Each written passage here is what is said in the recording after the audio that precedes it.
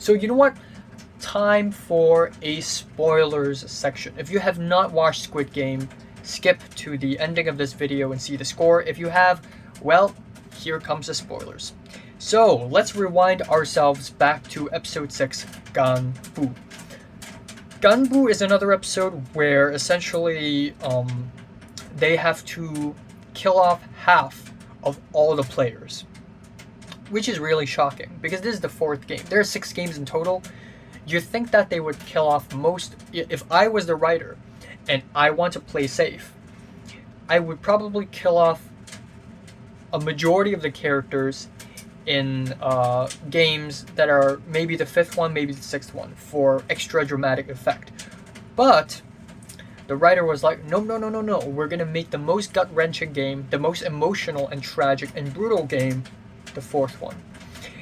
And it is the marble game, Ganbu.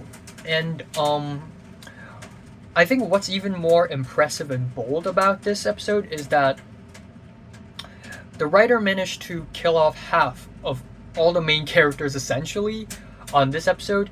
You know, again, if I was the writer and I wanted to play safe, I would kill off one character here, kill off one character there, and sort of spread it evenly. But nope, the writer was like, let's just kill off a bunch on this episode. So obviously, the wise old man player 001, Ho-yeon, died. Ali, the Pakistani immigrant, died. And then we have Ji-yeon. Actually, at first, I kind of didn't like the relationship between Se-byuk and Ji-yeon. You know, oh, weird girl number 1 meets weird girl number 2. Imagine their chemistry. But actually, near the beginning of... actually, after the tug of war, their relationship became better and better. And I actually kind of liked them. But I just really admire the writer for just, you know what? I know I've just introduced this Ji-yeon character, but you know what? Bye-bye. You die. And so essentially, every single player have to pick a partner.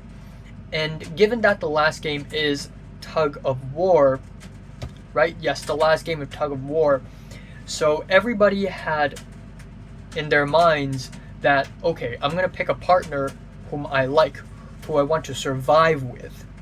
And they were all wrong, because in this game they're competing with their partners.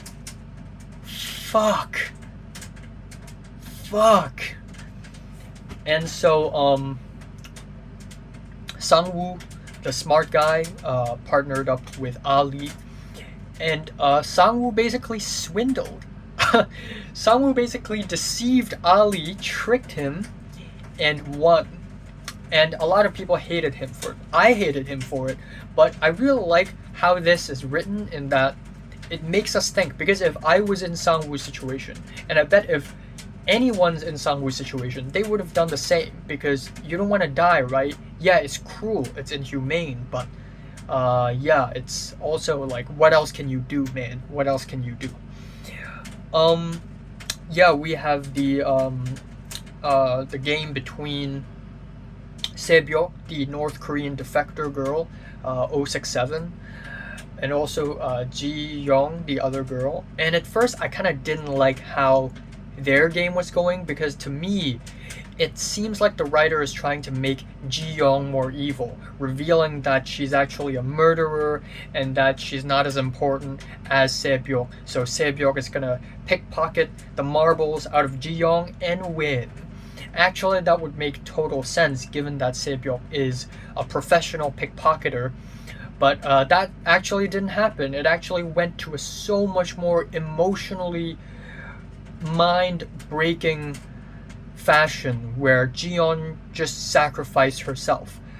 That was heartbreaking. That made me almost cry. But did you know what scene made me cry?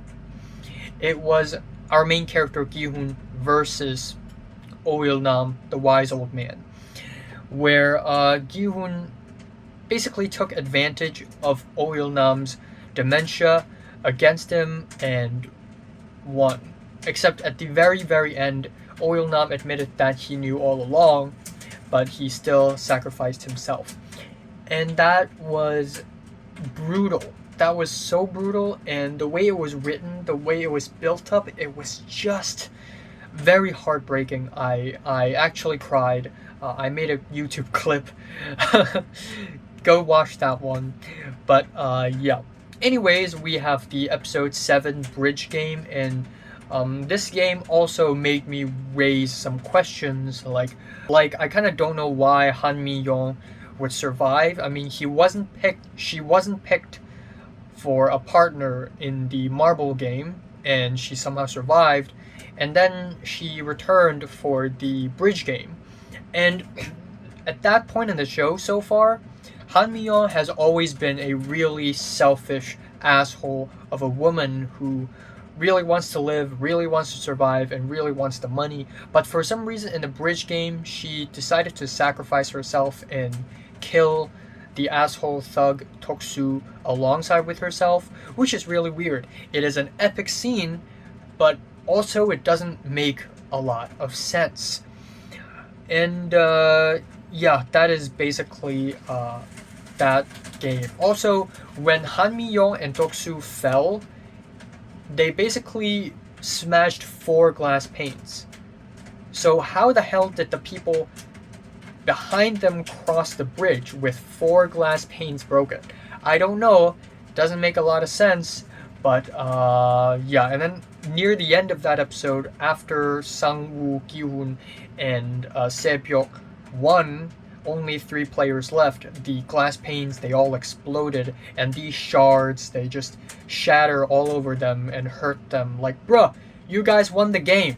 This is unfair, man. The glass pane exploding has nothing to do with the game itself. But essentially that leads to Se-byuk dying on episode 8, which is very shocking, and I actually kind of like that. I always admire a writer for subverting expectations, because usually at this point, okay, so we have Sang-woo, the smart guy who's secretly evil the whole time, and then we have Gi-hun, the main character, and the heroine, or the main girl, Se-byuk. Okay, so if I was a writer and if I was trying to play safe, I would have the Gi-hun and Se-byuk kill Sang-woo, and then they both will somehow win at the same time and then fight the frontman in the last episode, and that's it. But the writer subverted our expectations and killed off Se-byuk. Wow. As heartbreaking and as unsatisfying this death is, I admire the writer for being brave enough to write this death scene.